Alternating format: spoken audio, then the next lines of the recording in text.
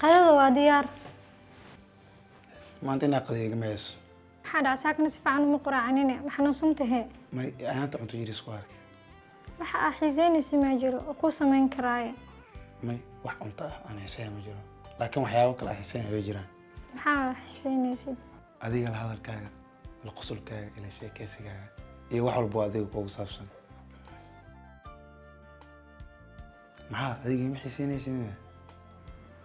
Maxay kula tahay adiga? waxay ila tahay wax iiga wanaagsan igana farxad badan in adiga afkaaga ka maqlo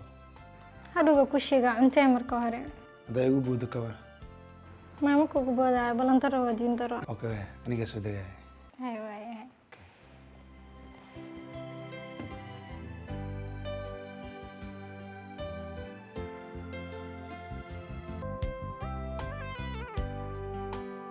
Hooyo, hee hooyo wuxuu degaa wuuna qadeynayaa. maasha allah gabadhaydii hadalkaaga inuusan diidin waa ogaay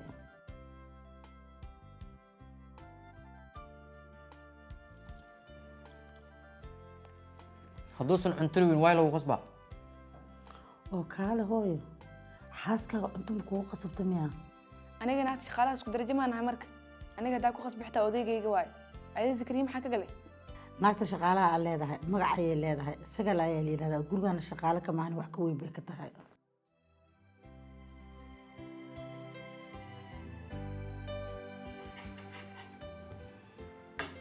maxaa waa shibtaan inta cunto xumaa keenta soo maahan aniga waa isla yaaban hooyo ayaantan maxaa malaria maa kugu dhacday acuudu billah malaria adduunka ugu necbahay ugu sheegin cuntada dhadhankeeda inuusan ka helnaa laga yaabaa u malay maayo sagal cunto ay karisay dhadhankeeduna waa xumaanaya ee wiilkaygaa dareen jecel heleen u malaynaa hooyo adduunka dhan waa ka dhuuman kartaa laakiin aniga ma dhuuman kartid waa sax adiga kalama dhuuma karo ma foga soo maahan oo maxaana fogeyn arrintan wiili hoodiisa ka dhexaysaa luuqadaa mida fahmi kartana maahan aniga sida ciyaarka nagu dul sheekaysanayaan ka waran hooyadaa jacaylkii ka hadlaysay iyo cidda ay u durbaantuminaysay waa fahmaysaa u malaynaa may qaaliyi ka hadlaysay caqligaaga ayay keega ku khaladay ilaan waxay noogu dul sheekaysanaysay nin aan waxba fahmayninaa meesha fadhiyay aniga mayna ka hadlaysay qaali hooyo maya ee naagta xun ee shaqaalaha ayay ka hadlaysay